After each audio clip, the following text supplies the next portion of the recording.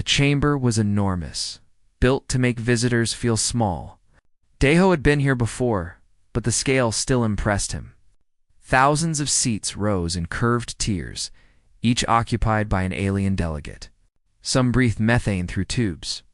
Others floated in spheres of liquid. A few were simply clouds of light that pulsed when they spoke. This was the Galactic Council, and they were not happy with humanity. Deho stood alone on the speaking platform. His dark suit looked plain compared to the elaborate displays around him. He had represented Earth for 5 years now, and he knew how these beings thought. They saw humans as children, dangerous children who needed to be taught their place. The supreme arbiter loomed above everyone else. It was made of crystal that shifted colors when it moved. Light bent around its body in ways that hurt to watch. When it spoke, the words came from everywhere at once.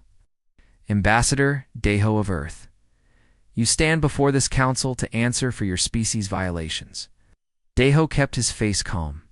I'm here to listen to your concerns. A delegate from the Velkari Empire rose. They looked like mantises, but stood upright and wore armor that gleamed. Concerns? Your people have ignored 17 warnings. You expand into restricted space. You refuse to acknowledge our authority. You act as if rules don't apply to you. Murmurs of agreement rippled through the chamber. Deho noticed that not all species were hostile. Some watched quietly, waiting to see how this would unfold. But the majority clearly sided with the Velkari, restricted by whose authority? Deho asked. Earth never agreed to your borders. We were never asked to join this council. You simply expect us to obey. The Supreme Arbiter's light flared brighter. Every civilization that enters the galactic stage must accept guidance from those who came before. This is how peace is maintained. This is how order persists. Order built on telling others where they can and cannot go. Deho shook his head. That's not peace. That's control. The Velkari delegate clicked its mandibles in what might have been laughter. Listen to the primitive speak of control. Your species has existed in space for what? 200 years?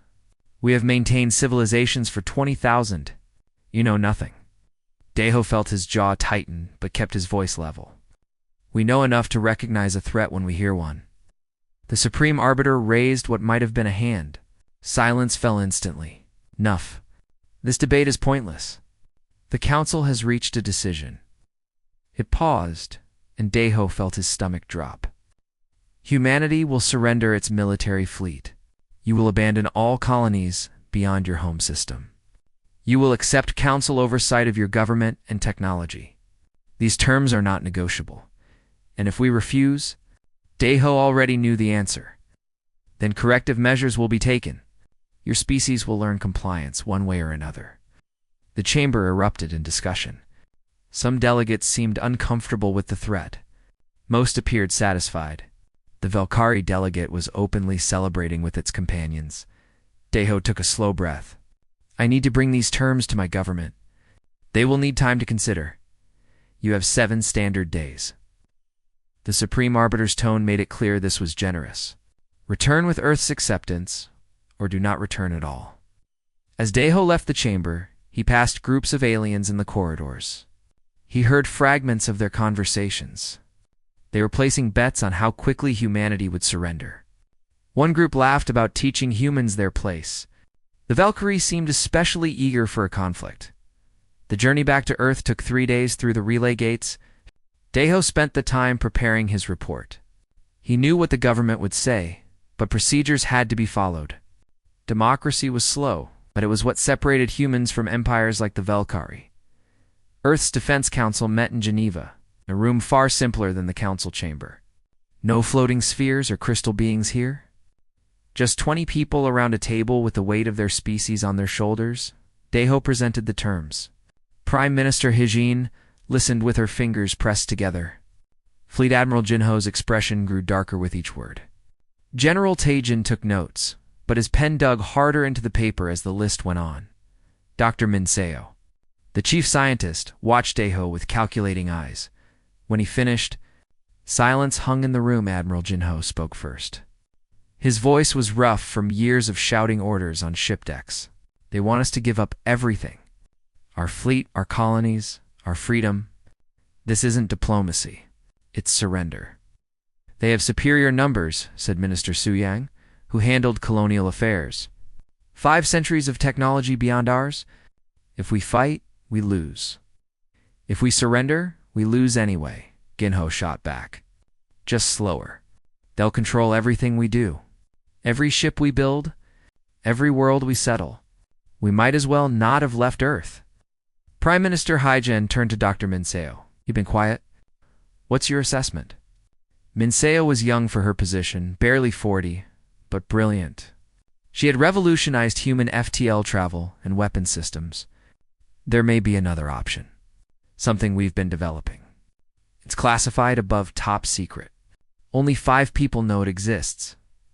What kind of option? Haijin leaned forward. The kind we'd only use if extinction was the alternative. Minseo's expression was grim. I'd need authorization to brief the full council. Haijin looked around the table. All in favor of hearing Dr. Minseo's proposal? Every hand rose. Then you're authorized. But first, we vote on the council's terms. All in favor of accepting? Not a single hand moved. All opposed? 20 hands rose as one. Daeho felt something release in his chest. Pride, maybe. Or fear. I'll need to deliver our response in 4 days. Tell them Earth declines, Haijin said firmly. We colonized Mars when they said it was impossible. We reached Alpha Centauri when they said it was suicide. We survived the collapse wars when everyone thought we'd destroy ourselves. We didn't come this far to kneel. Admiral Jinho stood. I'll mobilize the fleet. If they want a war, we'll give them one they'll remember. As the meeting ended, Minseo approached Daeho. Ambassador, you should know what's coming. The council thinks they're the apex of civilization. They think humans are primitive and weak. They have no idea what we're capable of when we're pushed to the edge. Should I be worried? Daeho asked. Minseo looked out the window at Earth below, blue and beautiful and fragile. We all should be. What I'm about to show them isn't a weapon. It's a door we can't close once it's opened. Daeho returned to the council chamber 4 days later. The aliens expected submission. He could see it in their postures, in the casual way they regarded him. The Velkari delegate was already celebrating with its faction. The Supreme Arbiter addressed him. Ambassador Daeho, does Earth accept the Council's terms? Daeho stood straight and spoke clearly so every translator would catch his words. Earth respectfully declines. We will not surrender our sovereignty. We will not abandon our people. We will not submit to rule we did not choose. For a moment, absolute silence filled the chamber. Then chaos erupted. Aliens shouted in 100 languages.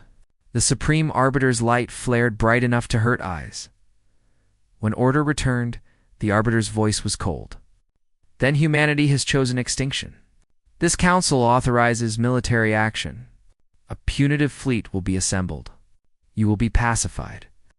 The Velkari delegates stood. 500 ships. From a dozen species. You'll see what happens to children who defy their elders. Daeho looked at them all. Then you'll see what happens when you threaten humanity's home. We won't surrender. We won't flee. And we won't forgive. He turned and walked out. Behind him, the council began organizing Earth's destruction. None of them knew they had just signed their own death warrant. The news spread across human space within hours. Every colony, every station, every ship received the same message. The council was coming. War was inevitable. On Mars, General Tajan watched red dust blow across the training fields where soldiers drilled.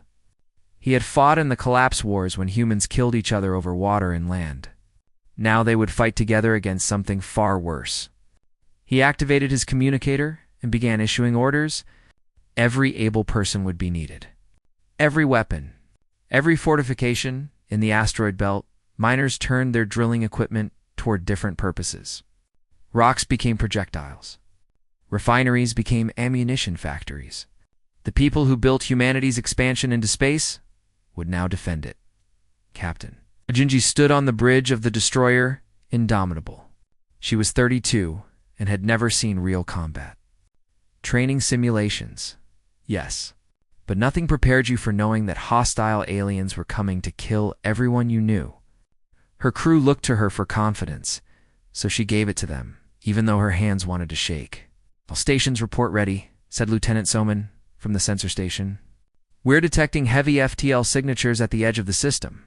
Multiple contacts. Hundreds of them." Yunji pulled up the tactical display. Red dots appeared like blood drops on the star map. They kept coming. 50 contacts. 100. 200. The numbers climbed until the display struggled to track them all. "Final count?" Yunji asked, keeping her voice steady. 512 ships, Captain. All confirmed hostile. They're forming up in standard council formation. They fought like they governed, with overwhelming force applied systematically. They expected enemies to see their numbers and surrender. Against most species, it worked. Send word to Admiral Jinho. Contact confirmed. Council fleet inbound. She looked at her crew. All hands to battle stations. This is not a drill. Back on Earth, the Defense Council gathered again. This time the room was crowded with military officers, scientists, and government officials. Everyone knew the fleet was coming. The question was whether humanity could survive its arrival. "Admiral." Jinho brought up a holographic display of the solar system. Blue dots showed human ships. They numbered just over 300, including everything from battleships to converted civilian vessels. Against 500 Council warships, each more advanced and powerful, "They'll hit us in waves," Ginho explained. "Standard doctrine. Test our defenses with their weaker ships first, learn our tactics, then crush us with their main force." He highlighted the outer system. "We'll meet them at the Kuiper Belt. Use the asteroids for cover. Make them fight for every meter." "How long can we hold?" Prime Minister Haijin asked. Jinho's expression was grim. "Ours may be a day if we're lucky. They have numbers and technology. We have desperation and home territory." Dr. Minzeo stood. She looked like she hadn't slept in days. "I need to brief you on Protocol Null. What I'm about to explain can never leave this room." She activated her own display. Complex equations and diagrams appeared that most people couldn't understand. 10 years ago, we discovered something. Consciousness and matter are connected at the quantum level. Not just connected, intertwined. We found a way to exploit that connection. "In simple terms, please," said Minister Suyang. Min Seo took a breath. "We can erase things from existence. Not destroy them. Erase them. Make it so they never were. The weapon doesn't kill. It removes the target from reality entirely." The room went completely silent. Even Ginho looked shocked. "That's impossible," said General Tajon. "You're talking about changing history, not changing. Rewriting. The universe self-corrects around the absence. Memories adjust. Records alter. It's as if the erased target never existed at all." Minceo's hands trembled slightly.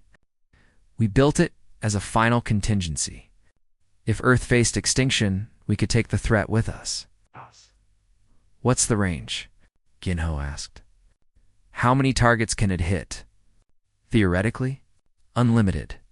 We anchor it to a specific pattern, a signature unique to the target. Then the field expands at faster than light speeds until every instance of that pattern is nullified." Prime Minister Haijin stood slowly. "You're saying we could erase the entire council? Every species that voted to attack us? Every ship they send? Every colony they built? All of it removed from the timeline?" Minseo met her eyes. "But understand, this is genocide on a scale never attempted. We would be destroying civilizations that have existed for thousands of years. Billions of lives. The moral weight is beyond calculation." "So is letting them exterminate us," Ginho said quietly. Debate erupted. Some argued for immediate activation. Others insisted it was too extreme, that humanity would become monsters. Minister Suyang pointed out that maybe some council species could be negotiated with. General Tajon argued that showing mercy to those who showed none was suicide. Haejan raised her hand for silence. "We don't activate until we have no other choice. We fight conventionally first. If we're losing, if extinction becomes certain, then Dr. Minseo activates Protocol Null. Agreed? The vote was close, but it passed. Minseo left immediately to prepare the weapon she had for days before the Council fleet would arrive in force. In orbit, preparations accelerated.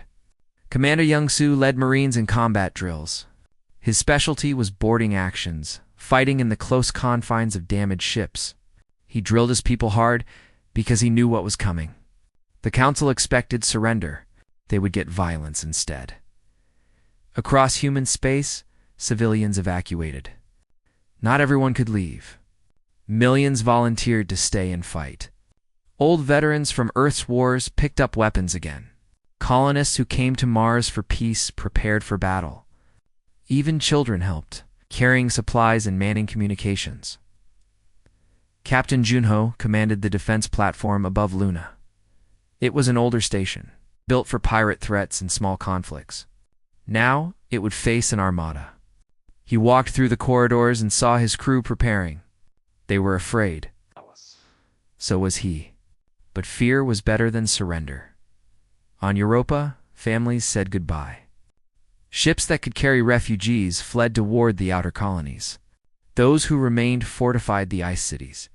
They built weapons from mining equipment. They trained for urban combat in the frozen tunnels. If the Council came here, they would find humans didn't run. Commander Heinwu supervised the evacuation of scientific stations. He was a xenobiologist, not a soldier. But everyone fought now. He helped load children onto transports and promised parents they would see their families again. He hoped it wasn't a lie. The Council fleet grew closer. Their ships were beautiful in their way, sleek and ancient and powerful. They had conquered dozens of species. They expected this to be easy. Captain Yunji watched them approach on her sensors. The Indomitable and her sister ships held position near Neptune. First line of defense. First to die, probably. Captain, we're receiving a transmission from the Council fleet, said Soman.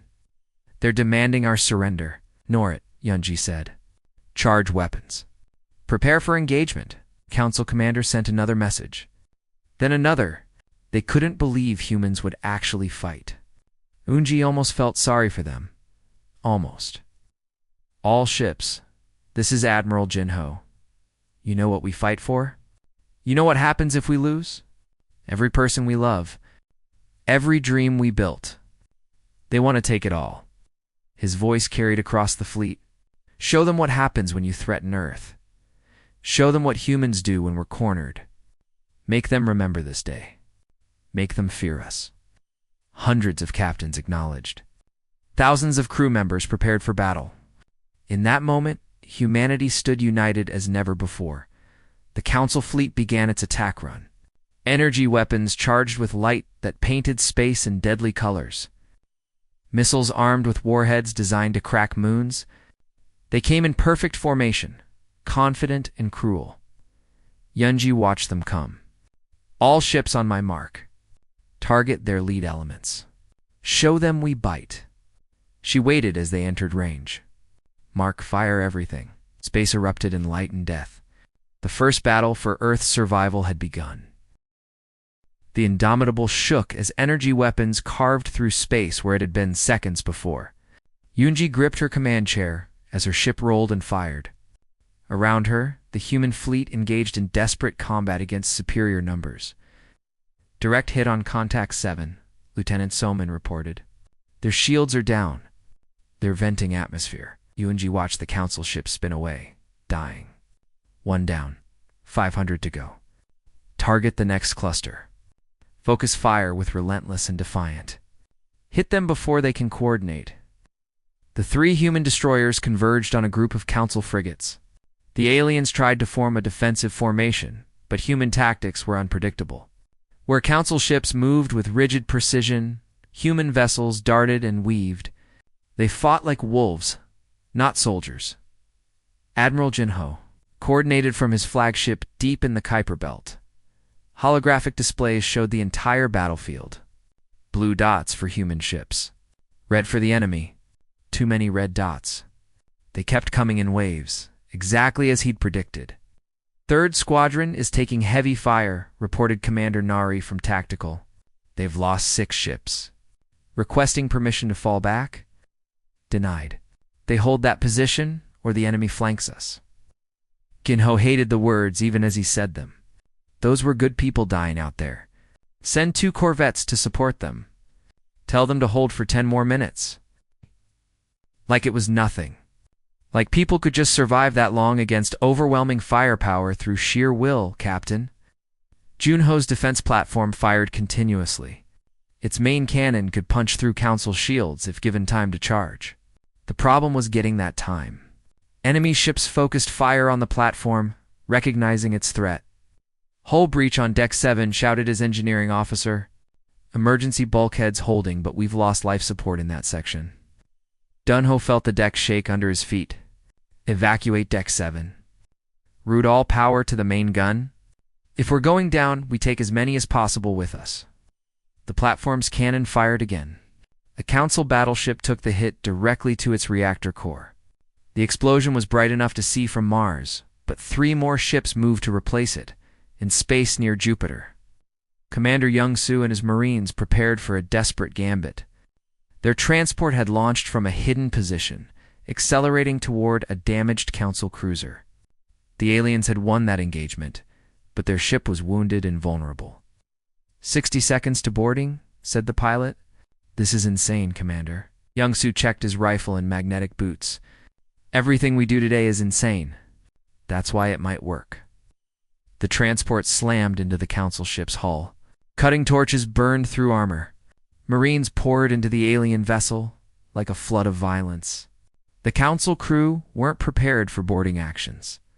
Most species considered it barbaric, uncivilized.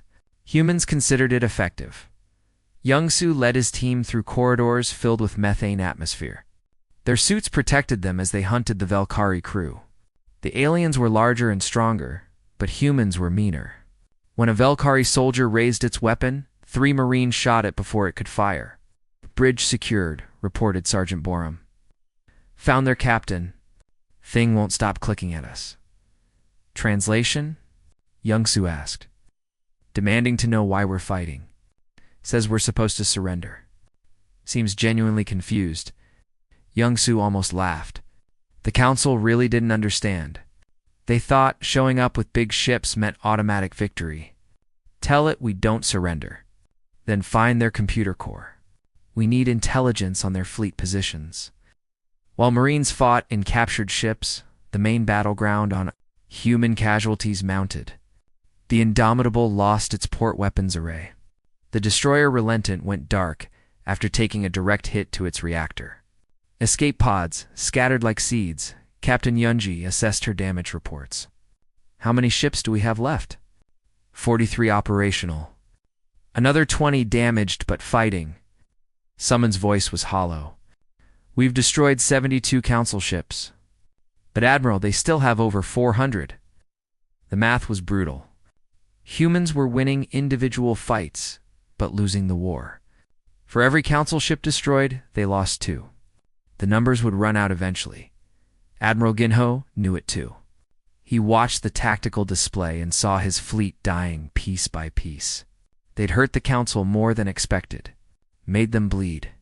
But it wasn't enough. Admiral, message from Earth, said Commander Nari. Prime Minister Haijin wants to speak with you. The hologram appeared. Haijin looked tired but determined. Admiral, what's your assessment? We're losing, Jinho said flatly. We've given them a hell of a fight, but they'll overwhelm us within 6 hours. Maybe less? Can you hold them at Mars? No. We can make them pay for it, but we can't stop them. He paused. Prime Minister, it's time. If we're going to use Protocol Null, it has to be now, before they reach Earth. Ajin looked away for a moment. When she returned her gaze, there was steel in her eyes. Are we certain? Once we activate it, there's no going back. They came here to exterminate us. Every man, woman, and child. They want to erase humanity from the galaxy. Jinho gestured to the battlefield around him. We didn't start this war, but we can end it. On Earth, Dr. Menseo stood in the Protocol Null facility deep beneath the Pacific Ocean. The chamber was circular, lined with equipment that hummed with barely contained power. At the center sat a sphere that looked like it was made of compressed starlight. Her team worked around it, making final adjustments. Young engineer Hyeri called out readings that meant nothing to most people but everything to Minseo. They were ready. They'd been ready for days. Now, they just needed authorization. Minseo's communicator chimed. Prime Minister Hajin appeared. Dr. Minseo, we're activating Protocol Null. Stop the Council fleet. Stop them all. Understood, Prime Minister? Beginning activation sequence. Minseo turned to her team. This is it. Everyone to safe positions. Once we start, we can't stop. The team moved to shielded areas. Minseo approached the central console. Her fingers moved across controls she'd designed but never wanted to use. Each input was irreversible. Each command brought them closer to something that could never be undone. Anchoring to Council species signatures, she said quietly. Targeting all species that authorized military action against Earth. Expanding field to maximum range. The sphere began to pulse. Light that wasn't quite light filled the chamber. Reality felt thin, like paper that might tear. The field generating. Propagation in 3, 2, 1. Minseo pressed the final control. Protocol Null is active. May whatever gods exist forgive us. Effect wasn't immediately visible. No explosions. No dramatic destruction. The sphere simply hummed, and energy radiated outward faster than light itself. It's invisible and unstoppable. In space near Jupiter, a Valkyrie commander issued orders to his crew. He was explaining how they would break through the human defense when he noticed something wrong. His crew was staring at him strangely. With confusion, with fear? What are you looking at? He demanded. The weapons officer didn't respond. She was staring at an empty chair, the commander's chair. She remembered clearly that their commander was Valkyrie officer Karis. She'd served under Karis for 3 years. So why did she also remember this strange other commander? This one who shouldn't exist? The Valkyrie commander looked down at his hands. They were fading. Becoming transparent? He tried to speak, but sound wouldn't come. The universe was correcting itself around a new truth. A truth where he had never been. He vanished. The crew blinked, suddenly certain they'd always served under Karis. Who had they been talking to? The moment of confusion passed. Across the Council fleet, the same scene repeated on ship after ship. Officers and crew who had voted for Earth's destruction began to fade. Some vanished instantly.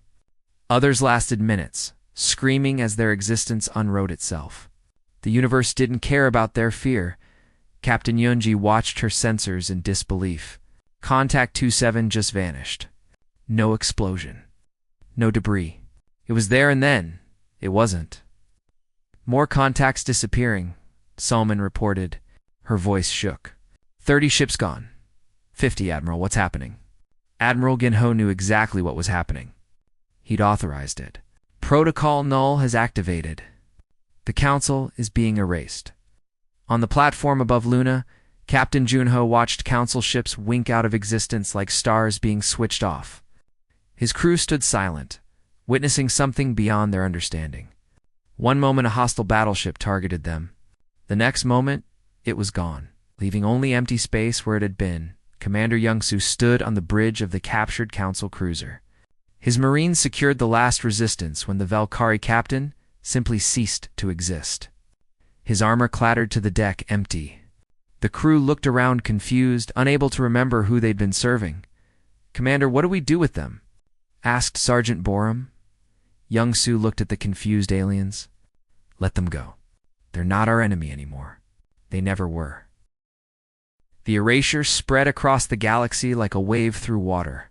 Protocol Null recognized patterns written into the quantum structure of reality itself.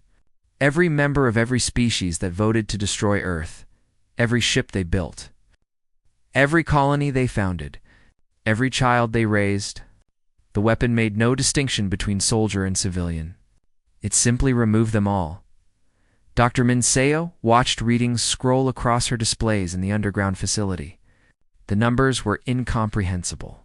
trillions of connections severing, entire civilizations being subtracted from existence. She had built this weapon knowing what it would do, but seeing it happen made her stomach turn. How long until completion? Asked Prime Minister Hyjin through the communication link. Minseo checked the propagation data. 3 weeks at most. The field is self-sustaining now. It will continue until every designated target is removed from the timeline. Can we stop it? Hyjin's voice carried a weight that made Minseo close her eyes. No, even if we destroyed this facility, the field would continue. It's operating at a level beyond our technology now. Beyond our control? Minseo looked at the pulsing sphere. We opened a door we can't close. In space, human ships regrouped. The Council fleet had diminished to less than 100 ships, and those remaining were confused and damaged. Many had lost their commanders and crews mid-battle. Others found their weapons suddenly unfamiliar, as if they'd never trained with them before. Admiral Ginho ordered a ceasefire. All ships hold fire. Let them retreat if they want. Captain Yunji watched as Council vessels began to withdraw. Some limped away on damaged engines. Others simply powered down, as if unsure what they were doing there. Should we pursue? Negative. We've won. No need to kill people who don't even know why they're here. Jinho pulled up casualty reports. 214 human ships destroyed. Thousands of crew dead. Entire squadrons wiped out. Get rescue teams to every escape pod. I want every survivor recovered. The work of searching for survivors took days. Captain Junho left his damaged platform to personally lead search efforts near Jupiter. They found pods from both human and alien ships, though many of the alien pods were empty. Their occupants had vanished mid-evacuation. Commander Youngsu and his Marines helped with recovery operations. They pulled an injured crew from wrecked ships, human and alien alike. The few Council survivors they found were terrified and confused. Many couldn't remember why they'd come to this system at all. On Mars, General Tajan surveyed the damage to his defenses. Several cities had taken bombardment before the Council fleet vanished. Thousands dead. Critical infrastructure destroyed. But they'd held. Mars survived. The evacuation ships began returning. Families reunited.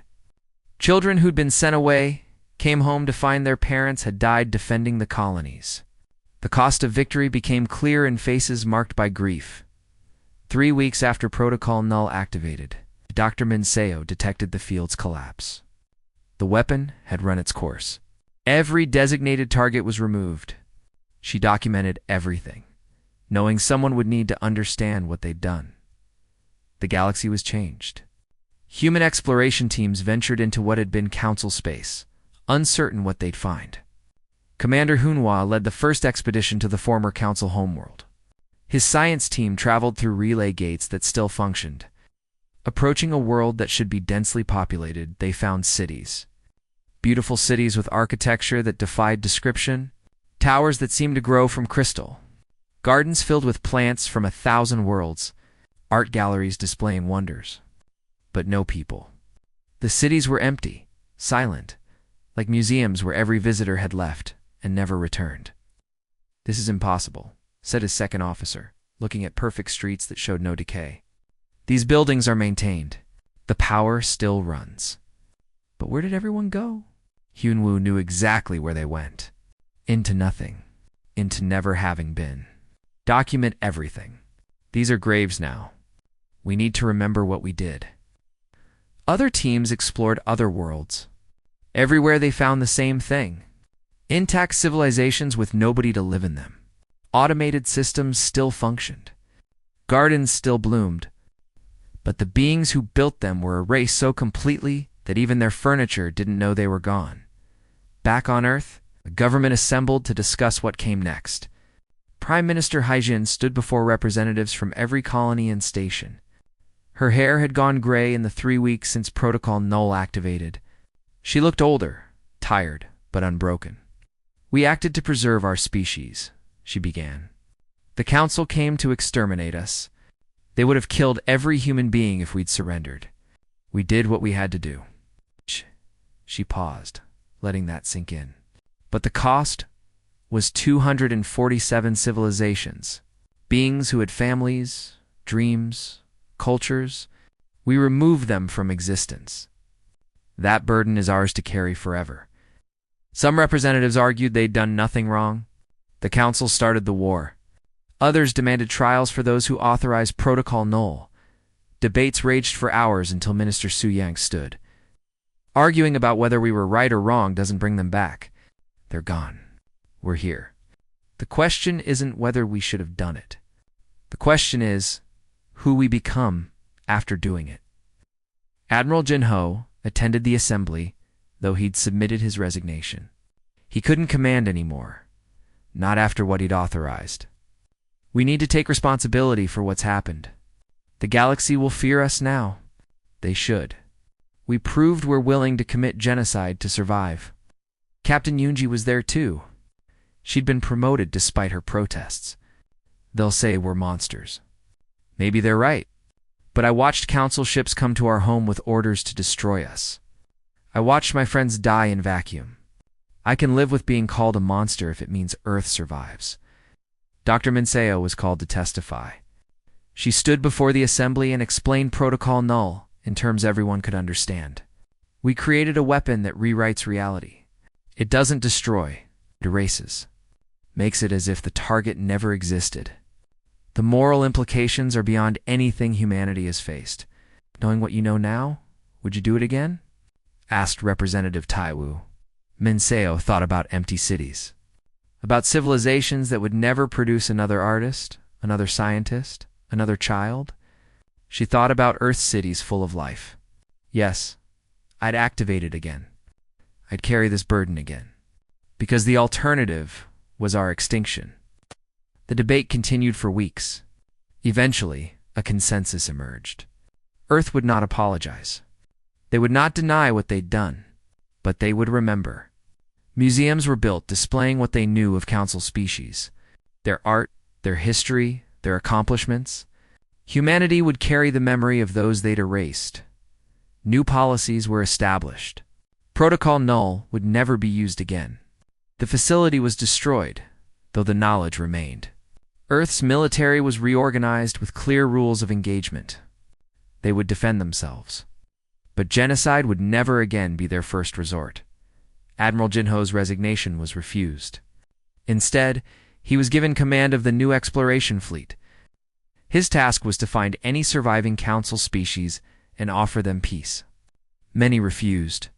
The few who'd opposed the war against Earth cautiously accepted. Ambassador Deho was sent to contact these survivors.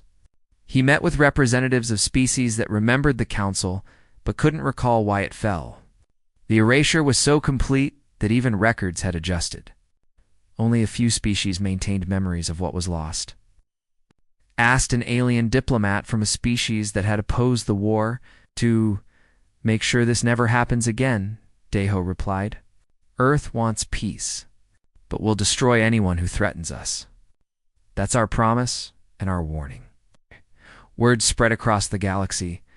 Earth had somehow destroyed the most powerful alliance in known space. The details were unclear, but the result was obvious. Thousands of light-years of territory stood empty. Hundreds of species simply gone. Young Ambassador Giwan was assigned to manage relations with species that began approaching Earth. She was 25 and had trained for diplomatic work. Nothing prepared her for negotiating with beings who were terrified of humans. "We mean you no harm," she told a delegation of smaller species who'd been oppressed by the council. "We only fight those who attack us. You erased civilizations," one of them said. "How do we know you won't erase us?" Juan couldn't promise that. None of them could. "Because you're not threatening us. We don't want to rule you. We don't want to control you. We just want to exist peacefully." Trust would take time. Perhaps generations. But slowly, carefully, new relationships formed. Species that had lived under council rule saw opportunity in its absence. Some wanted alliance with Earth. Others wanted distance. All wanted to avoid being erased. 6 months after Protocol Null activated, Earth's government faced a galaxy that had fundamentally changed. The old order was gone. In its place was uncertainty and fear. Human ships now traveled through space that once belonged to the Council, and everywhere they went, they found emptiness. Commander Hunwoo cataloged the remains of alien civilizations. His team had visited 47 worlds. Each one showed the same pattern. Cities intact, technology functioning, but no inhabitants. On one world, they found food still warm in buildings that looked like restaurants. The erasure had been so sudden that reality hadn't finished adjusting. It's like walking through a moment frozen in time, said his science officer, examining a structure that might have been a school. Look, there are desks, learning materials, but no students, no teachers, just empty chairs. Hunwoo recorded everything. Someone had to remember, package all data for the archives. Future generations need to know what we did here. Back on Earth, memorials were built. The largest stood in Geneva, where the Defense Council had authorized Protocol Null. It was a simple structure of black stone, listing the names of every species that was erased. 247 names carved in letters from their own languages. Beneath them, a phrase in every human language. We remember what we destroyed to survive. Act. Dr. Minseo visited the memorial often. She would stand for hours reading names she'd never heard spoken, representing people she'd never meet, people who would never be. Her hands had built the weapon. Her mind had designed it. The burden was hers to carry. Prime Minister Hejin found her there one evening. You come here every day. Someone should, Minseo said without turning. Someone should remember them as more than just enemy casualties. Do you regret it? Minseo finally looked at her. Every moment. And I'd do it again tomorrow if Earth was threatened. That's what makes it so terrible. I can regret it and know it was necessary at the same time. Haijin nodded slowly. She understood. They all did. The moral weight of their survival in space, Captain Yunji commanded a new class of ship. The remembrance was built from lessons learned in the Council War. Faster, stronger, more deadly than anything before. She patrolled the borders of human space, ready for threats that might come. Captain, we're detecting a ship on approach, reported Lieutenant Soman. Configuration unknown. Not Council design. Yunji studied the sensor data. Hail them. Standard first contact protocols. The alien vessel responded. Its crew spoke through translators in broken English. They represented a coalition of smaller species that had survived the Council's fall. They came with a request. Earth strong, the alien spokesman said. Its form was insectoid, but smaller than the Valkyrie had been. Council gone. Galaxy, dangerous now. Many species fight for territory. We need protection. Yunji contacted Admiral Jinho. This was beyond her. Authority to request sparked intense debate on Earth. Some argued for accepting. Others insisted humanity shouldn't become the new council. Minister Su Yang pointed out that refusing might leave smaller species vulnerable to worse alternatives. Ambassador Deho was consulted. He'd spent months traveling to surviving species, listening to their concerns. The galaxy is fractured. Without the council, there's no central authority. Pirates, warlords, corporations, all competing for what was left behind. These smaller species can't defend themselves. So we become their protectors. General Tajan looked skeptical. That's a responsibility we might not be ready for. We're ready or we're not, said Admiral Jinho. But if we turn them away, someone else will offer protection. Someone who might be worse than the council was. Prime Minister Haijin made the decision. We'll accept alliances, but not as rulers. As partners, any species that joins does so as an equal. We share technology. We share defense. But we don't control them. It was a risk. A gamble that humanity could do better than the council had. But standing alone seemed worse. The first treaties were signed in orbit above. Earth, representatives from 15 species came to negotiate. Ambassador Giwan handled most discussions. She was young, but her honesty earned respect. We're not perfect, she told the delegates. We destroyed civilizations to save ourselves. We carry that burden. but we promise to never repeat it. You're not subjects. You're allies. Some delegates were suspicious. Others were hopeful. All were cautious. Trust was earned slowly. Captain Junho supervised construction of new defense platforms, not just around Earth now, but near allied worlds. Human technology shared with species that had never built warships.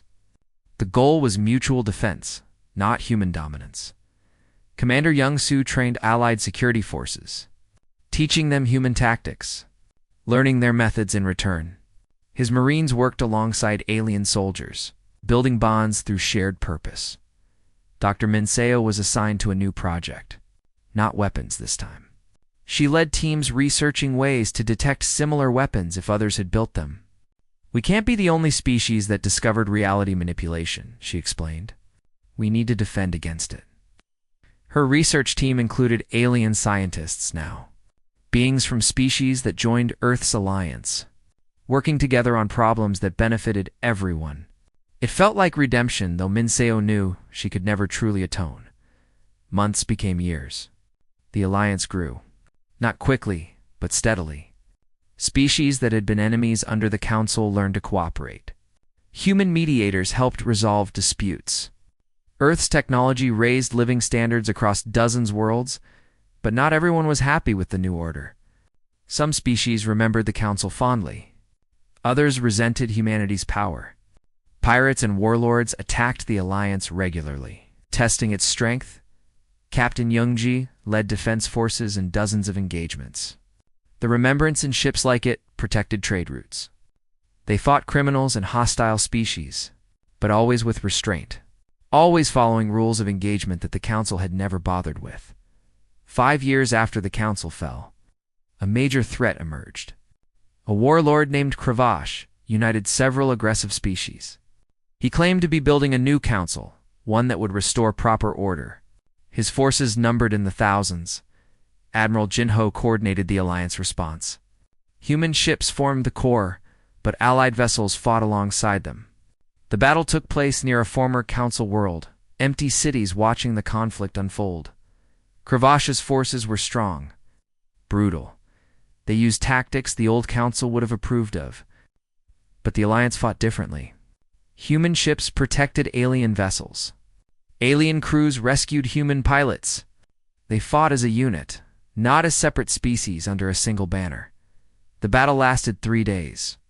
When it ended, Cravash's forces retreated. The alliance held. Ambassador Deho was sent to negotiate with the surviving warlords. You can join the alliance peacefully, or you can face us in battle. Your choice. Most chose peace. A few refused and were defeated. The galaxy learned that the alliance could defend itself. 10 years after Protocol Null, Earth held a remembrance ceremony. Every year on the same date, humanity paused to remember what they'd done. Prime Minister Hyjin was older now, near the end of her term. She stood before crowds in Geneva and spoke. We destroyed civilizations to save ourselves. That fact will never change. Some call us monsters. Perhaps they're right. But we chose to remember rather than forget. We chose to build rather than conquer. We chose to offer alliance rather than dominion. She gestured to alien representatives in the crowd. This is our atonement. Not to undo what we did, but to ensure it never happens again. Dr. Minseo attended with her research team. Scientists from a dozen species working to prevent future genocides. They'd made progress. Developed detection systems. Created treaties banning reality weapons. It wasn't enough to balance what she'd done. It was something. Ambassador Jiwon hosted delegations from new species interested in joining the alliance. She was no longer young, but still idealistic. We're not perfect, she told them. We've made terrible mistakes, but we learn from them, we grow. That's all any civilization can do. The alliance now numbered 43 species. Trade flourished. Science advanced through shared knowledge. Conflicts were resolved through diplomacy more often than warfare. It wasn't perfect. Pirates still raided. Disputes still happened. But it was better than what came before. Captain Yunji retired from active service. She'd fought in more battles than she could count. seen friends die, killed enemies who probably had families. The weight of it never left. But neither did the certainty that it was necessary. She became an instructor, teaching the next generation of officers. "We're not heroes," she told her students. "Heroes don't commit genocide. We're survivors who did terrible things to keep surviving. Your job is to make sure that sacrifice meant something." Commander Hyunwoo completed his catalog of erased civilizations, a comprehensive database of art, culture, technology, and history. Everything humanity could piece together about those they destroyed. It was housed in a massive archive on Earth, open to all species. Why preserve their memory? Asked a young alien researcher visiting the archive. Because forgetting would be easier, Hyunwoo explained. And easy is what leads to doing it again. 15 years after the war, a delegation arrived at Earth with an unusual request. They represented species that had been the Council's enemies, groups that had suffered under its rule. They came to thank humanity.